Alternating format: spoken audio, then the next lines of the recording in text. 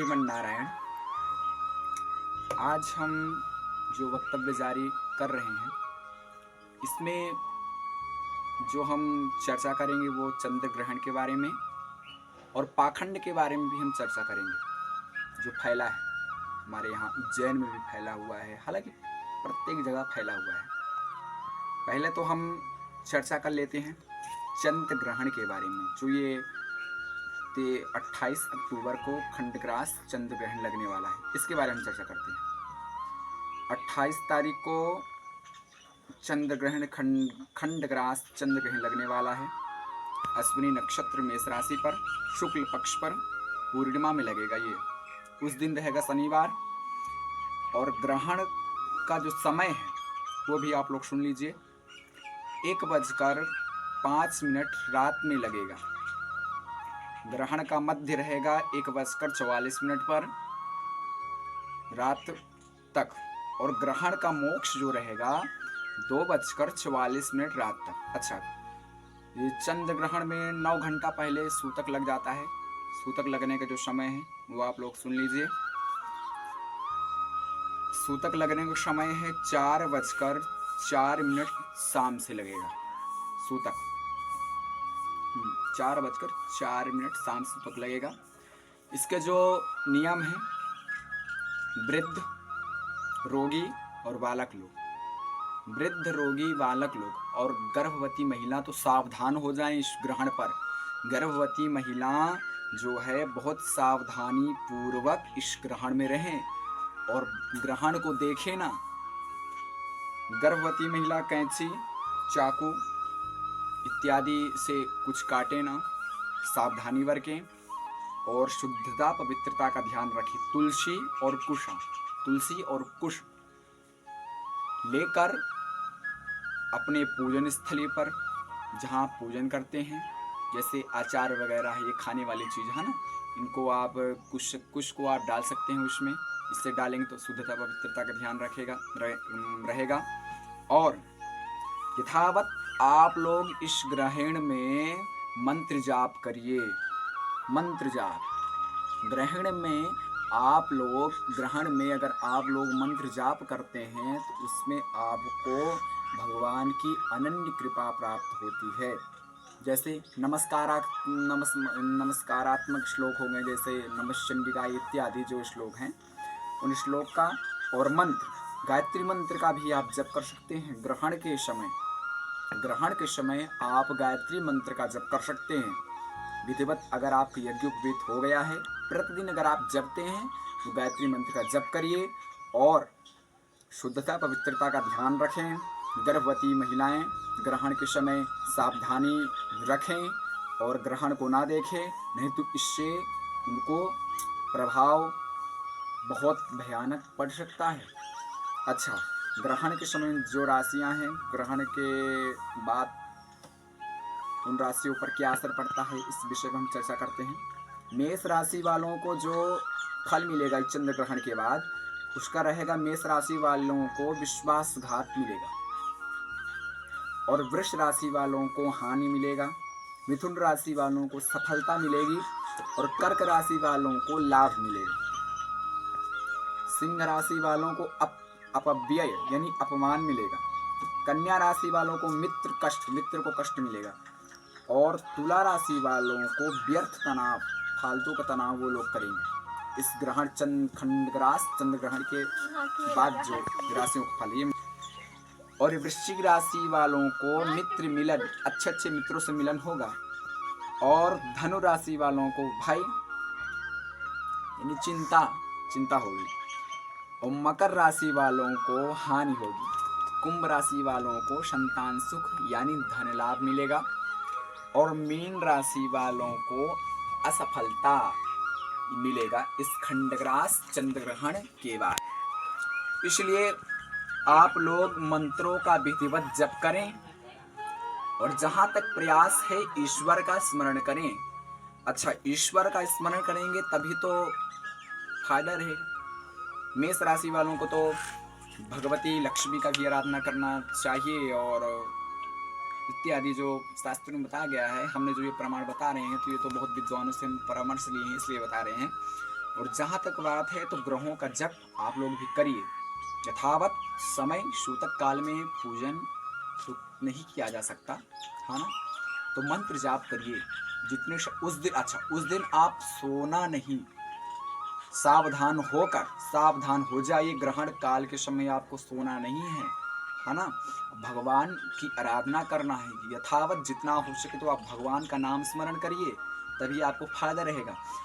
हमने जो ये 12 राशियों के बारे में हमने आपको जानकारी दी, आप मंत्र का जाप कर लें यथावत। हमने समय उपस्थित होते अगर समय मुझे मिलेगा तो हम कुछ पौराणिक श्लोक भी आपको बता देंगे, तो आप उसका जप करें, है ना, और यथावत भगवान की आराधना करें। ये रहा खंडग्रास चंद्र ग्रहण के बारे में यथावत हम अपने मति के अनुसार से जितना जानकारी मुझे था हमने बता दिया, और विद्वानों से हमने परामर्श भी लिया, हमने बता दिया। अच्छा, अब आते हैं पाखंड के बारे में। पाखंड क्या है भैया? सबसे पहले तो हम बात करेंगे इस विषय पर कि इस समय हम रीवा में हैं, हमारा जहाँ जन्म स्थान रीवा जिला में, वहाँ पास हम हैं और बात कर रहे हैं पाखंड के बारे में। ऐसा है, अगर आपको नाचना है, हमने कुछ बोला नहीं, हमने बोला था कि कल हम वीडियो जारी करेंगे, लेकिन यथावत समय नहीं मिल पाया, इसलिए आज हमें करना पड़ रहा है। सबसे पहले हम बोल रहे हैं कि अगर आपको नाचना ही है तो आप मूर्ति के सामने भोजपुरी गाना लगाकर आप नाच रहे हैं, कितना बड़ा आप अधर्म कर रहे हैं और नाच रहे हैं। फिर दूसरी बात क्या है, आप जब माता रानी भगवती की मूर्ति आप विसर्जन कर रहे हैं तो आप क्या कर रहे हैं? मदिरा पान करके आप भगवती की मूर्ति का आप विसर्जन कर रहे हैं, कितना बड़ा आप अधर्म कर रहे हैं। आपको मालूम है इसका प्रायश्चित अगर आपको भोगना पड़े तो कितना बड़ा आपको भोगना पड़ेगा। भगवती की मूर्ति को आप अपमानित कर रहे हैं, मदिरा पान करके आप मूर्ति को जल में विसर्जन कर रहे हैं, ये आपको पता नहीं।